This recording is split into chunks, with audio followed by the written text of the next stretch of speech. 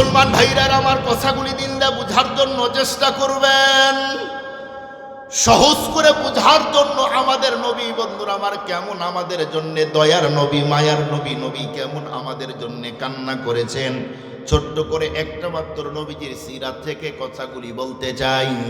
আমরা জানি একদিন নবীজি বন্ধুরা আমার ঘরের মধ্যে বসে আছে, এমন মুহূর্তে জিবরাইল আলাইহিস সালাতু ওয়াস সালাম আসার পরে নবীজির সামনে যখন হাজির হলো, সেই মুহূর্তে জিবরাইল বন্ধুরা আমার যখন নবীজির সামনে হাজির হয়েছে, এক পর্যায়ে আল্লাহর পয়গম্বর জিবরাইলের দিকে লক্ষ্য করে ডেকে বলল, জিবরাইল তুমি অনেক দিন আমার কাছে এসেছো, কিন্তু তোমার চেহারার মধ্যে এমন টেনশন আর মালিন্যতার ছাপ দেখি নাই।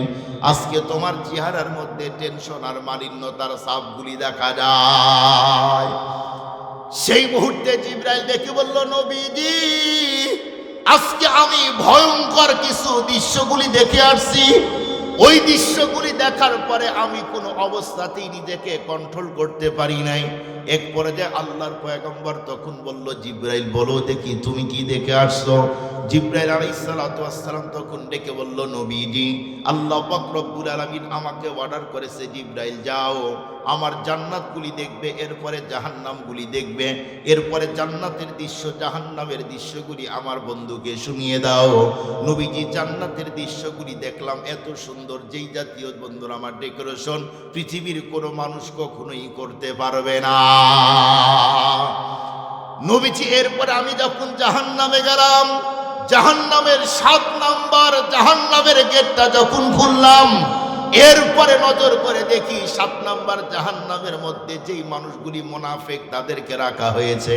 আমি 6 নাম্বার জাহান্নামের গেটটা যখন খুললাম, 6 নাম্বার জাহান্নামের মধ্যে যেই মানুষগুলি মুশরিক তাদেরকে রাখা হয়েছে।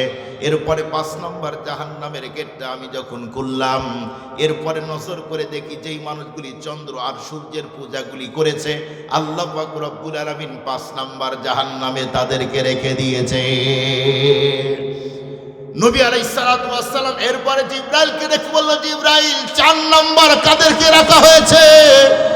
সেই মুহূর্তে জিবরাইল ডেকে বলল, নবীজি 4 নাম্বার যেই মানুষগুলি অগ্নির পূজা করেছে, যেই মানুষগুলি আগুনের পূজা করেছে তাদেরকে 4 নাম্বার জাহান্নামের মধ্যে নিক্ষেপ করা হয়েছে।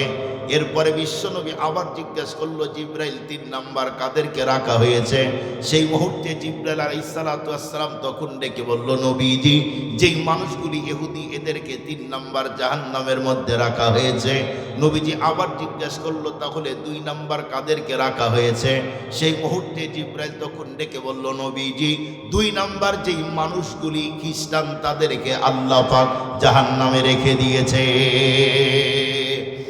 মুসলমান ভাইরা আমার যখন 2 নাম্বার বলল, এরপরে নবীজি আবার জিজ্ঞাসা করলো, জিবরাইল 1 নাম্বার কাদেরকে রাখা হয়েছে? সেই মুহূর্তে বন্ধুরা আমার জিবরাইলের কোনো আওয়াজ নাই, একদম নিশ্চুপ হয়ে গেল। জিবরাইল তখন কথা বন্ধ করে দিল। নবী আবার জিজ্ঞাসা করলো, জিবরাইল আমি জানতে চাই 1 নাম্বার কাদেরকে রাখা হয়েছে? সেই মুহূর্তে তখন ডেকে বলল, নবীজি 1 নাম্বার জাহান্নামের মধ্যে আপনার গুনাহগার উম্মতকে রাখা হয়েছে। যেই মুহূর্তে বলছে 1 নাম্বার জাহান্নামের মধ্যে আপনার গুনাহগার উম্মতকে রাখা হয়েছে, বলতে দেরি নবীজি সেই জায়গায় হাউমাউ করে কান্না করা শুরু করলো। জিবরাইল ঘর থেকে বের হয়ে গেলেন। দেখবেন আমাদের অনেক সময় ছোট্ট বাচ্চা আছে, ঘর থেকে যখন বের হই বাচ্চাগুলি তখন বলে, আব্বু এই জিনিসটা আনবে।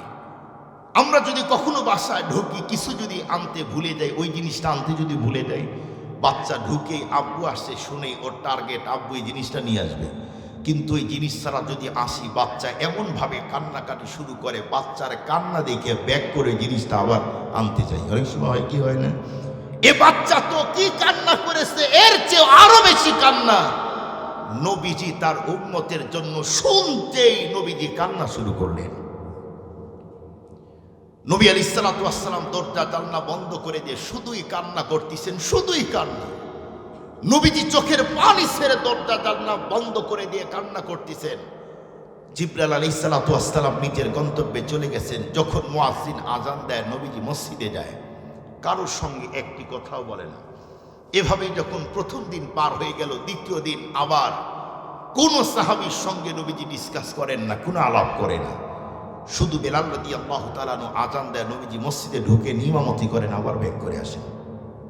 দ্বিতীয় দিন যখন পার হলো, তৃতীয় দিন সেই সময় সাহাবা একরাম মিটিং কল করলেন। সিদ্দিক আকবর বললেন, নবীজির কি হলো? নবীজি দরজা জানলা বন্ধ করে এভাবে কান্না করে, চলো একটু যাই, নবীজির কাছে যাই। সিদ্দিক আকবর বলল যে আমরা সবাই যদি যাই তাহলে সমস্যা, একজন যাইতে হবে। মুসলমান ভাইরা আমার কথাগুলি দিলে বুঝার জন্য চেষ্টা করবেন। এক পর্যায়ে আল্লাহর পয়গম্বরের সামনে, বন্ধুরা আমার, গেটের সামনে কে যাবে? এখন গেটের মধ্যে আওয়াজ দিবে কে? সবাই তো পেরেশান। এক পর্যায়ে তামাম সাহাবা একরাম সিদ্দিক আকবরকে তখন ডেকে বলল, আবু বকর, আমাদের মধ্যে তোমার মর্যাদা সবচেয়ে বেশি, নবীজির একদম কাছের তুমি, এই মুহূর্তে তুমি যাবে গেটের সামনে, সালাম দিবে, নবীজি গেটটা খুলে দিবে। এক পর্যায়ে তামাম সাহাবা একরাম সিদ্দিক আকবরকে যখন গেটের সামনে পাঠায় দিলেন, সিদ্দিক আকবর রাদিয়াল্লাহু তাআলা আনহু গেটের সামনে গেলেন। যাওয়ার পরে যখন সালাম দিলেন, নবীজি, বন্ধুরা আমার, কোনো সালামের উত্তর দেয় না। এরপরে সিদ্দিক আকবর দ্বিতীয়বার সালাম দিলেন, কিন্তু নবীজি গেটটা খুলে দেয় না। সিদ্দিক আকবর, বন্ধুরা আমার, তৃতীয়বার আবার সালাম দিলেন, কিন্তু নবীজি গেটটা খুলে দেয় না। এক পর্যায়ে সিদ্দিক আকবর, বন্ধুরা আমার, চোখের মধ্যে পানি নিয়ে, ভারাক্রান্ত হৃদয় নিয়ে সিদ্দিক আকবর ব্যাক করে আসলো। আসার পরে ওমরে ফারুক রাদিয়াল্লাহু তাআলা আনহুকে ডেকে বলল, ওমর, এই মুহূর্তে তুমি যাও, নিশ্চিত তোমার জন্য নবীজি গেটটা খুলে দিবে। এক পর্যায়ে হযরত ওমরে ফারুককে যখন পাঠানো হয়, হযরত ওমরে ফারুক রাদিয়াল্লাহু তাআলা আনহু গেটের সামনে যাওয়ার পরে যখন সালাম দিলেন, কোনো অবস্থাতেই নবীজি ফারুক আজমের জন্য, বন্ধুরা আমার, গেটটা খুলে দেয় না। এরপরে দ্বিতীয়বার যখন সালাম দেয়, কিন্তু নবীজি গেট খুলেই দেয় না। ফারুক আজম তৃতীয়বার আবার যখন সালাম দিলেন, নবীজি গেটটা খুলে দেয় না। ফারুক আজম নিজের চোখের মধ্যে পানি নিয়ে সিদ্দিক আকবরের কাছে আসার পরে ডেকে বলল, আবু বকর, তোমার জন্য নবী যেমন গেটটা খুলে নাই, আমার জন্য তেমন গেটটা খুলে নাই। এক পর্যায়ে সিদ্দিক আকবর হযরত ওসমানকে তখন ডেকে বলল, ওসমান, এই মুহূর্তে তুমি নবীর কাছে যাও, একটু গেটে সালাম দাও। এক পর্যায়ে হযরত ওসমান রাদিয়াল্লাহু তাআলা আনহুকে, বন্ধুরা আমার, যখন পাঠানো হলো, হযরত ওসমান আসার পরে গেটে সালাম দিলেন, কিন্তু ওসমানের জন্যও নবী গেট খুলে দেয় না। হযরত ওসমান ব্যাক করে আসলেন। এরপর আবু বকর, সালমান, কই তুমি? আমাদের মধ্যে সবচেয়ে বয়স তোমার বেশি, তুমি মুরব্বী, এই মুহূর্তে আল্লাহর পয়গম্বরের গেটের সামনে যাও, তুমি একটু সালাম দাও। হযরতে সালমান ফার্সি, বন্ধুরা আমার, যখন গেলেন সালাম দিলেন, নবী গেট খুলে দেয় না। সালমান ফার্সি দ্বিতীয়বার সালাম দিলেন, নবীজি গেটটা খুলে দেয় না। তৃতীয়বার আবার যখন সালাম দিলেন, কিন্তু নবীজি গেটটা খুলে দেয় না। একবারে যে সালমান ফার্সি, বন্ধুরা আমার, সেখান থেকে ব্যাক করে আসলো। সিদ্দিক আকবর তখন হযরত আলীকে ডেকে বলল, আলী, এই মুহূর্তে আমাদের মধ্যে সবাই গিয়েছি, তুমি মাত্র বাকি, এই মুহূর্তেই তুমি নবীর গেটে যাও, সালাম দাও, আমাদের মন বলে সালাম দিলেই নবীজি গেটটা খুলে দিবে। হযরত আলী বললেন, দেখো, বড় বড় সাহাবী তোমরা গিয়েছো, নবী গেট খুলে নাই, আমি গেলেও গেট খুলবে না। আলী তখন বললেন যে, শুনো, নবীজি গেট খুলবে, আমার কাছে একটা বুদ্ধি আছে। আল্লাহু আকবার বলেন। তোমার কাছে এমন কি বুদ্ধি বলো?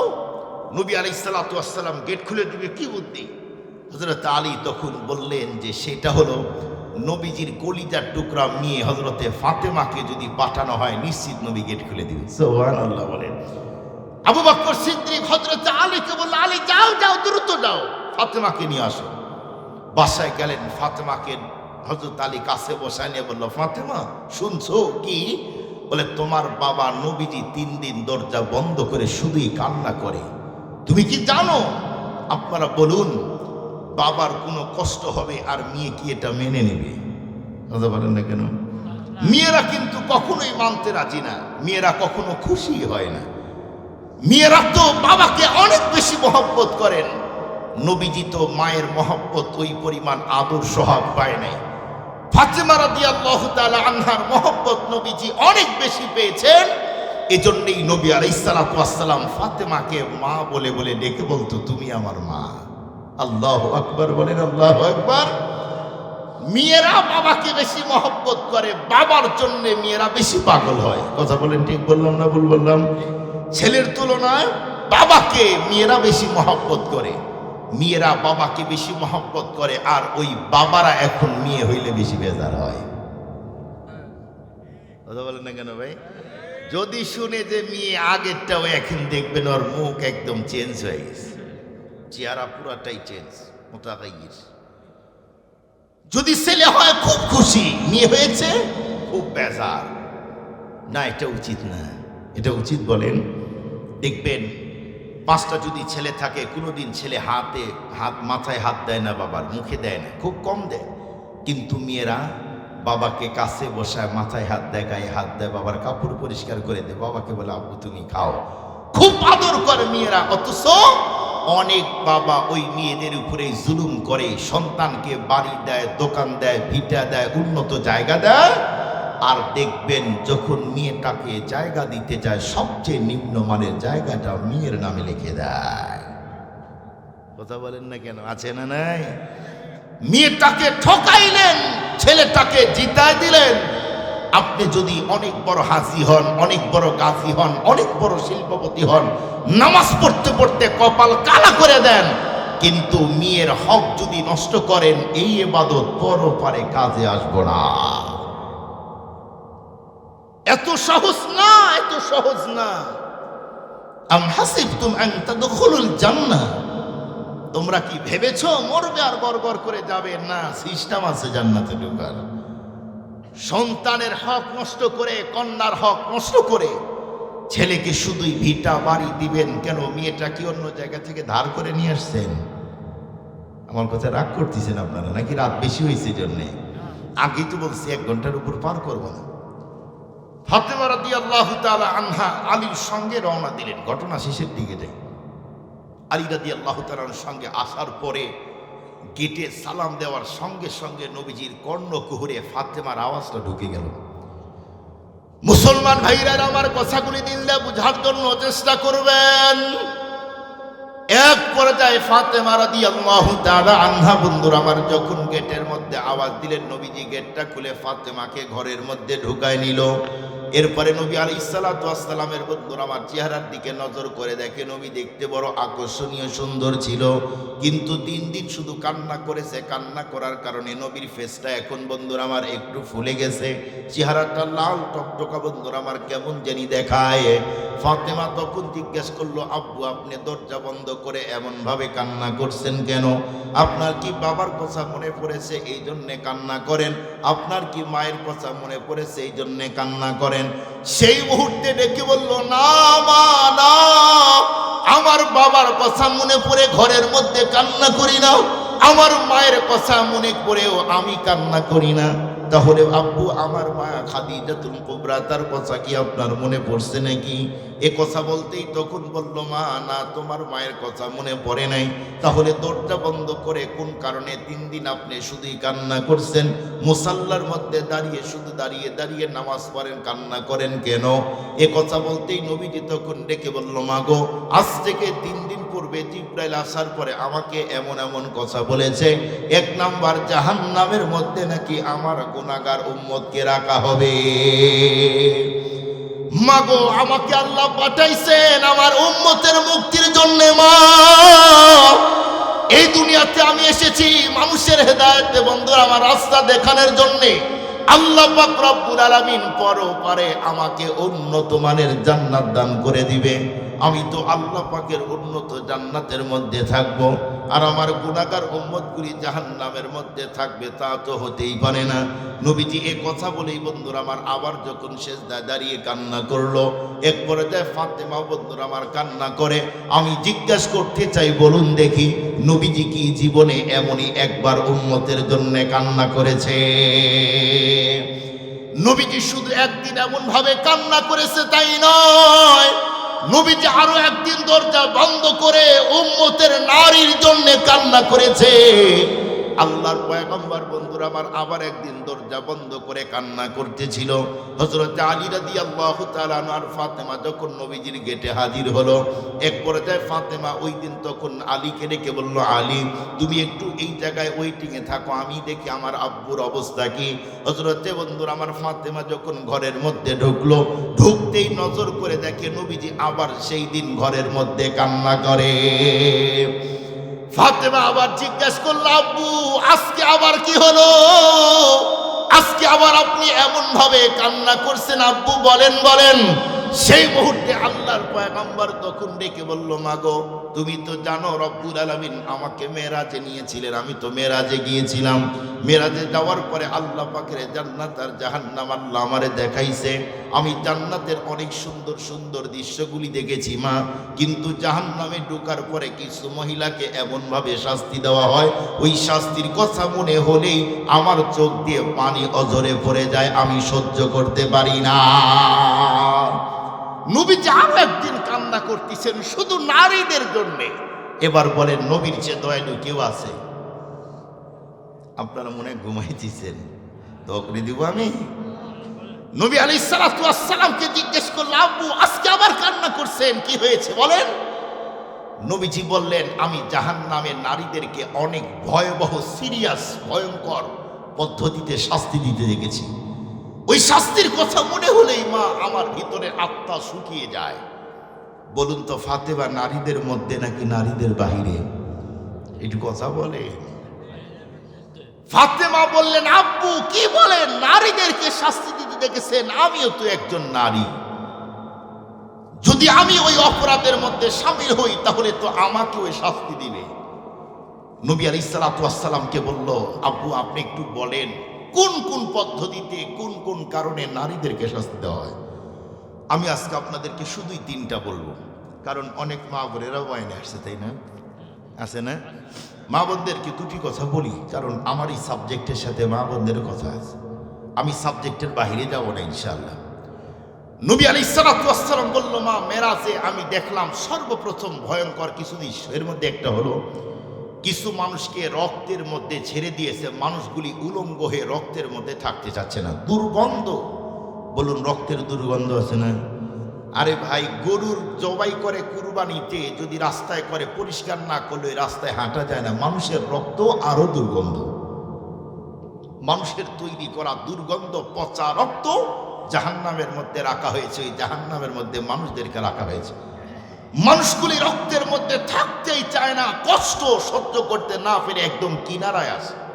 ফিরিস্তাগুলি বিশাল বড় বড় পাথর নিয়ে ওই লোকদের মাথার উপরে আঘাত করে। লোকগুলির মাথায় যখন লাগে একদম রক্তের ভিতরে ঢুকে যায়, আবার মিডিলটে চলে যায়, আবার আসে আবার মারে, আবার আসে আবার যায়। নবী আলাইহিস সালাতু ওয়াস সালাম বলেন, এরপরে আমি সামনে এগিয়ে গেলাম। যাওয়ার পরে দেখি কিছু নারী মহিলাদের চুলগুলি স্বর্ণের উপরে উঠায়া আগুনের মধ্যে পুরাইতেছে। নারীগুলির কি চিৎকার আর কান্নার আওয়াজ! ওই চিৎকার আর কান্নার আওয়াজ যদি দুনিয়াতে দেওয়া হতো, প্রতিটা মানুষের কানের তালা ফেটে যাইত। নারীদের এত ভয়াবহ পদ্ধতিতে শাস্তি দেওয়া হয় মা, দেখি আমার তো ভয়। এরপরে সামনে এগিয়ে গেলাম, যাওয়ার পরে দেখি কিছু নারীর স্তনের মধ্যে বড়শি ঢুকায়া ঝুলন্ত অবস্থায় তাদেরকে পুরাইতেছে, তারও খুব চিৎকার আর কান্না আর আওয়াজ। ফাতেমা বলল, আব্বু এরপরে আর কি পদ্ধতিতে দেখেছেন? নবী আলাইহিস সালাতু ওয়াস সালাম বললেন, মা কিছু দূর যাওয়ার পরে দেখলাম কিছু নারীর জিহ্বার মধ্যে বড়শি ঢুকায় আগুনে পুরায়। আপনারা বলেন এখানে কেউ কি আছেন যে 1 ঘন্টা হাত এভাবে রাখবেন, যদি কেউ থাকেন আমি তার পুরস্কার দেব? 1 ঘন্টা পারবেন এভাবে? কথা বলেন না কেন? পারবেন? সম্ভব না। যদি 1 হাত রাখেন আর 1 হাত লাগবে, এটাও লেগে যাবে, পারবেন না। বসে থেকেই যদি 2 হাত এভাবে 1 ঘন্টা ধরে রাখতে না পারেন, তাহলে একটু চিন্তা করেন, কোন নারীকে যদি জাহান্নামে দেয় আর যায়, কিছু অপরাধ এমন আছে যে নারীদেরকে চুল ধরে স্বর্ণের উপরে ঝুলন্ত অবস্থায় পুরাইতেছে, ওই শাস্তিটা কেমন হবে এবার চিন্তা করেন। নারীদেরকে চুল ধরে জাহান্নামের আগুনের মধ্যে পুরাইতেছে, নবীজি নিজের চোখ দিয়ে দেখে আসছেন। এরপর স্তনের মধ্যে বর্ষি ঢুকায় দিয়েছেন। স্পর্শকাতর অঙ্গ হলো স্তন। যেখানে একটু যদি এদিক সেদিক হয় স্তন ক্যান্সার হয়, সেই জায়গায় 60 কেজি 70 কেজির ওজনের একজন মা অথবা বোন একজন নারীর স্তনে বর্ষি ঢুকায় আগুনে পুড়াবে, অবস্থাটা কেমন হবে? ফাতেমার তো চোখ দিয়ে পানি শুধু পড়তেই আছে, কান্না করে। নবী আলাইহিস সালাতু ওয়াস সালামকে জিজ্ঞেস করল, আব্বু বলেন কি জন্য ওই নারীর চুল ধরে আগুনে পুড়ায়? নবী আলাইহিস সালাতু ওয়াস সালাম বলল, মা কিছু নারী এমন থাকবে চুল খুলে যুবকদের আকর্ষণ করার জন্য রাস্তায় চলবে, ওই নারীদেরকে এই পদ্ধতিতে শাস্তি দেওয়া হবে। বলুন তো দেখি এই জাতীয় মা বোন আমাদের দেশে আছে না নাই? কথা বলেন না কেন? যদি দেখতে অসুবিধা হয় একটু পার হয়ে 7 মাথায় যায় দেখেন, নিউ মার্কেটে ঢুকে দেখেন, সামনে চলে প্যান্ট শার্ট পরে, এমন ভাবে বুঝার কায়দা নাই এটা কি দাদা নাকি দিদি, বুঝার কায়দা নেই। কথা বলেন না কেন? চুলগুলি খুলে আগের দাদারা মেয়ে দেখতে চাইতো, দাদিরা বোনেরা দেখতো চুল বড় না ছোট, ছোট হইলেও মেয়ে নিত না। আর এখন কাটতে কাটতে কাজী নজরুলের ভেষ ধরছে এখন। কথা বলেন না কেন ভাই? এখন ছোট করে ফেলছে। ভাইজানের তোর তেল কিনে দেওয়ার টাকা নাই, কি করবে আর, টাকার অভাব। চুলগুলি ছোট করে রাস্তার মধ্যে চলে, যুবকদেরকে এদিক সেদিক বাড়ি দিয়ে দেখায়। ওই জাতীয় বোনদেরকে বলতে চাই, মাদেরকে বলতে চাই, ভালো করে শুনেন, চুলগুলো খুলে রাস্তায় চলবেন কতদিন নিঃশ্বাস আপ ডাউন করবে, যতদিন নিঃশ্বাস আপ ডাউন করা বন্ধ হলেই নবীজি মেরাজে দেখে আসছেন চুল ধরে পুরাবে। দ্বিতীয় নাম্বার জিজ্ঞেস করলেন স্তনের মধ্যে, জিজ্ঞেস করলো আব্বু বর্ষি ঢুকাবে কেন? নবী আলাইহিস সালাতু ওয়াস সালাম বললেন, কিছু নারী তো এমন থাকবে মা যারা ওড়নাকে পছন্দ করবে না, আছে না নাই? ওই জাতীয় নারী ওড়না নিতেই চায় না। এটা কোনো জিনিসই না, এটা কোনো জিনিসই না। এখন শুধুমাত্র কেবলমাত্র ওড়না ছাড়া অনেক বন চলতে চায়। এই জন্য কোম্পানি চিন্তা করছে আগের যুগের মেয়েরা তো ওড়না নিয়েছে, এখন তো নিতে চায় না, আমাদের তো বিক্রি করতে হবে, তো লস। এই জন্য ওরা বুদ্ধি করে পুরুষদের ঘাড়ে, যুবকদের ঘাড়ে ওড়না ঝুলাই দিয়েছে পাঞ্জাবির সাথে, আছে না নাই? দেখছেন না অনেক টাইমে অনেক যুবক আছে এমন যে পায়জামা পরে, এরপরে কি বলে সুন্দর টকটকা একদম হলুদ লাল পাঞ্জাবি পরে ঘাড়ে একটা ওড়না নেয়, কারণ বোন নেয় না, ভাই নেয়। যার নেওয়ার দরকার সে নেয় না, কোন অন্যজনকে ঘাড়ে দিয়েছে, তার তো বিজনেস করতে হবে। সুন্দরী নারী সুন্দর যুবকদেরকে দেখা দিয়েছে, ওরা স্টাইলে ওড়না নেয়, সামনে একটা দেয় পিছনে ঘুরায় দেয়, যুবক ওই স্টাইল ফলো করে, জানি না বোনেরটা ভাই নিয়ে ঘুরতেছে। বাস্তবতা খেয়াল করে দেখেন, বাস্তবতা। নবীজি ওই যুগের কথা বলেন নাই, বর্তমান যুগের কথাই নবীজি বলেছেন। কিছু নারী থাকবে শরীরকে ঢেকে রাখতেই চাবে না। এখন এই জাতীয় নারীর পার্সেন্টেজ দিন দিন বাড়তিছে, কমতিছে না। কেউ কেউ তো আছে গেঞ্জি পরে সমাজে ঘুরে, আছে না নাই? কথা বলেন না কেন? রাস্তায় চলা যায় না, লজ্জায়। মাঝে মাঝে আমরা হাঁটাই ভুলে যাই, লজ্জায়। বাজার করতে আসলে ধাক্কা দিয়ে দূরে দিয়ে করে, চাচা সরেন। চাচা কয় দাঁড়িয়ে পাকলো না, কয় চাচা সরেন। চিন্তা করছেন?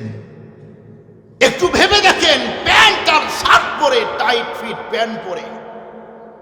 সেদিন আমার স্ত্রী আমাকে বলতিছে যে হুজুর অস্ত করেন, আজকে আমার একটা জিনিস দেখে আমার তো অস্থির হয়ে গেছে। আমি কি দেখছো? বলে যে এত টাইট ফিট প্যান্ট পরে, এত টাইট ফিট গেঞ্জি পরে, এত আট শার্ট পোশাক পরে রাস্তায় একটা মেয়ে যাইতেছে, আমি তাকায়, আমি নারী হয়ে নারীকে দেখে লজ্জা পেয়েছি। আছে না নাই? আপনার এখানে অনেক মুরব্বী আছে, যে আমার সামনে মুরব্বী আছে, ওই সময়ের দাদি আর নানি, যেই বোনগুলি এখন ওড়না নিতে চায় না, এদের দাদি আর নানি কেমন ছিল? 12 হাত কাপড়ে 11 হাত কাপড় দিল। ওই দাদি আর নানি 11 হাত কাপড় পরে নেই, বলেছে যাও দোকানে ঘুরা দিয়ে আসো, যাও।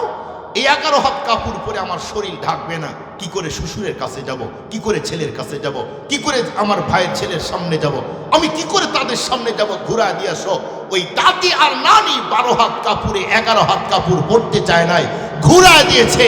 ওই দাদি আর নানির নাতনিগুলি এখন অনলাইন নিতে চায় না, এই নাতনিদের পেট থেকে যারা অন্না নিতে চায় না, এদের পেট থেকে যেইটা বের হবে ওইটা তো কাপুরি পড়তে যাবে না। খোঁজ নিয়ে দেখেন, বাস্তবতার কথা বলছি, বাস্তব। দিন যত গড়তিছে এই জাতীয় নারীর আবির্ভাব বেশি হচ্ছে। আফসোস লাগে, ওরা খোলামেলা ঘুরে আর ওয়াজ করে, বক্তব্য দেয় কি ইফটিজিং বন্ধ করো, যুবকদের চোখ এখন হেফাজত করতে হবে। বলেন আপনারা, আপনি খোলামেলা রাস্তায় চলবেন, ওই জায়গায় যুবকদের চোখ কেমনে কন্ট্রোল হবে আমারে বুঝান। খোলামেলা রাস্তায় চলতেছেন, আপনারা বলবেন যে হুজুর এটা আবার কি বললেন, চোখ কি কন্ট্রোল করা যায় না? যায়। কতগুলি কন্ট্রোল করবেন? বাস্তবতা একটা জিনিস বুঝেন, কোরআন হাদিসে তো অবশ্যই তাকানো নিষেধ, যেমনই খোলা থাক, তাকানো যাবে না। ওই মানের ঈমান তো আর বর্তমান সমাজের যুবকদের নাই। আমি এই সমাজের মানুষদের নেতা নেত্রী যারা আছে তামাম দুনিয়ার সবাইকে বলতে চাই, ধর্ষণ, ইফটিজিং, জেনা, ব্যভিচার বন্ধ হবে। নারী, এদেশের নারী বনগুলি যদি জিলবাব আর হিজাব পরে রাস্তায় বের হয়, এমনি বন্ধ হবে, এমনি বন্ধ হবে। ওয়াজ করার তখন দরকার হবে না। দিন দিন আমরা পর্দার ওয়াজ করতে করতে ক্লান্ত।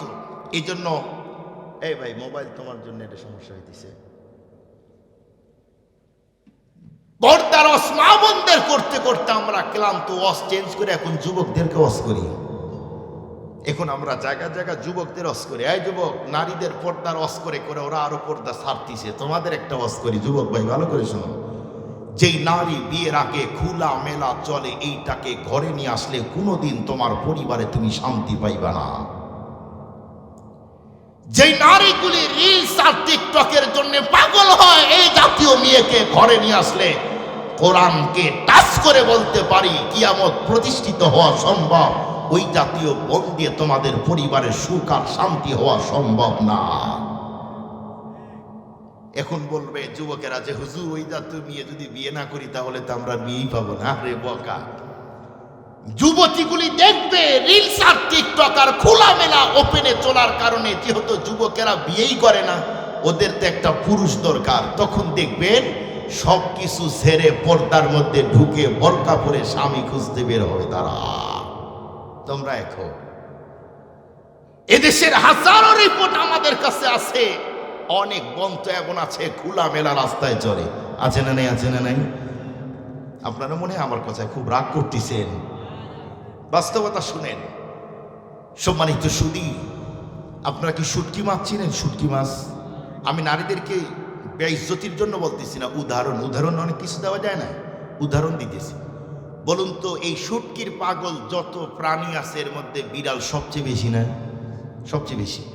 ধরে নেন আমার এই ভাই মহব্বতের মানুষ কক্সবাজার গিয়েছে, শুটকি আনছে অনেক বড় মাছ।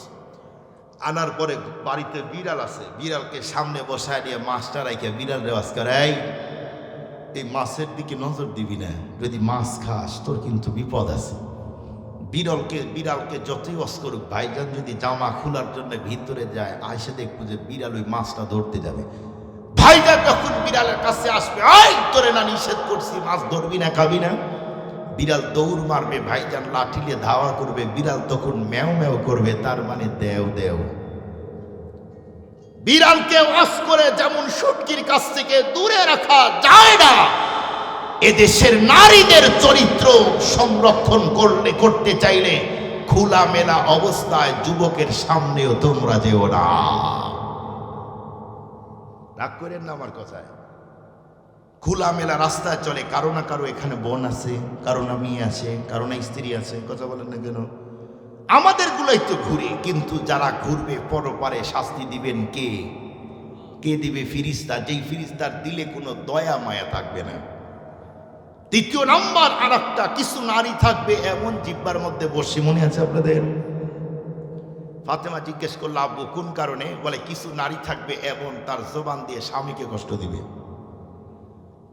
কিছু নারী থাকবে এমন জবান দিয়ে তার শ্বশুর শাশুড়ির সঙ্গে খারাপ ব্যবহার করবে, তার আব্বা আম্মার সঙ্গে খারাপ ব্যবহার করবে, বোনদের সাথে খারাপ ব্যবহার করবে, ভাইয়ের সঙ্গে খারাপ ব্যবহার করবে, ভাইয়ের ওয়াইফের সঙ্গে খারাপ ব্যবহার করবে। বলুন তো, এই শ্রেণীর মা বোনও কি আমাদের সমাজে নাই? আছে। স্বামীকে একবার উঠতে বসায় জবান দিয়ে, আবার বসতে একবার বসা, আছে না নাই? যেই বোনগুলি তার জবান দিয়ে স্বামীকে কষ্ট দিবে, ওই বোনদের জবানের মধ্যে বর্ষি ঢুকায়া স্বর্ণর উপরে ঝুলন্ত অবস্থায় আল্লাহ পুরাবে।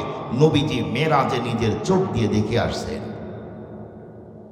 বলেন, স্বামীকে কষ্ট দেওয়ার বোন আছে না নাই? আবার বলেন, আছে। কিন্তু জানেন স্বামীকে কষ্ট দিলে কি হয়? নবীজি একদিন ফাতেমাকে বলল, এই ফাতেমা, আজকে তোমাদের বাসায় তো রহমতের সাকিনা আমি নাজিল হতে দেখি নাই, কারণ কি? নিশ্চিত আলিশ তো কোনো ভেজাল হয়েছে। ফাতেমা রাদিয়াল্লাহু তাআলা আনহা তখন বলল, জি আব্বু, আজকে একটু মনের মধ্যে দুইজনের সমস্যা, এই জন্য দুইজন দুই দিক হয়ে ঘুমাইছি। বলে, দেখো, কখনো যদি তোমাদের মধ্যে দুইটি কথা হয়ে যায়, দুটি কথা হলে দুইজন এটাকে মিউচুয়াল করে মীমাংসা করে বিছানায় একসঙ্গে ঘুমাবা, একসঙ্গে বিছানায় ঘুমিয়ে থাকবে, আল্লাহ সারা রাত তোমাদের উপর রহমত নাজিল করবে। পৃথিবীর প্রতিটা পুরুষ আর নারী মিল মহব্বতে যদি রাত্রে ঘুমায়, আল্লাহ রহমত নাজিল করে ওই ঘরের মধ্যে। তোমরা যেহেতু মনের মধ্যে মন মালিন্য ছিল, রহমত নাজিল করে নেই। আমি চ্যালেঞ্জ করে বলতে পারবো 90% পুরুষ আর নারী দুইজন ঝগড়া করে এখন ঘুমায়। মনের মধ্যে দুইজনের দুই রকম, ওই দিক হয় এই দিক হয়। এটা কিন্তু বাস্তবতা, এটা কিন্তু 100% বাস্তব কথা বললাম। মা বোনদেরকে বলতে চাই, ভালো করে শুনেন, স্বামী নরমাল কোনো জিনিস নয়। 100% জান্নাতের অর্ধেক স্বামীর কাছে, অর্ধেক আপনার আমল। কোন স্বামী যদি বলে আমার স্ত্রী ভালো, ওর জন্য আল্লাহ অর্ধেক জান্নাত লিখে দেয়, আর তার আমল হলো অর্ধেক। পুরুষের ব্যাপারে এটা বলেন নাই। একজন সাহাবী এসে বলল, ওগো নবীজি, আমরা অমুক রাজ্যে গিয়েছিলাম, ওই রাজ্যের রাজাকে অনেকে সেজদা দেয়, ওই রাজার চেয়ে আপনার মর্যাদা বেশি, আমরা আপনাকে সেজদা দিতে চাই। নবীজি তখন বললেন, আস্তাগফিরুল্লাহ, তোমরা তো কি বললে? মানুষ হয়ে মানুষকে সেজদা দেওয়া যায় না। ওয়াকাদা রব্বুকা আল্লা তা'বুদু ইল্লা ইয়্যা, শুধুমাত্র একমাত্র সেজদা পাওয়ার হকদার আল্লাহ। এ পৃথিবীতে আল্লাহ ছাড়া কাউকে যদি মানুষকে সেজদা দেওয়ার অনুমতি দিত, আল্লাহ প্রতিটা নারীকে বলতো স্বামীকে সেজদা দাও।